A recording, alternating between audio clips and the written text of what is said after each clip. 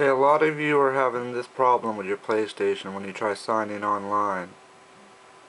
Well, I found a way to fix it. What you want to do is go to your computer, pull up your browser. What you want to do is find your IP address,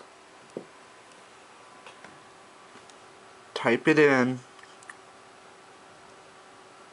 and go into your router and go to firewall. What you want to do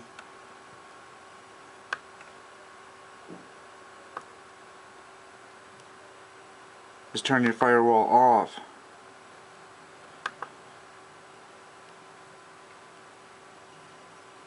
Okay, let's try this again.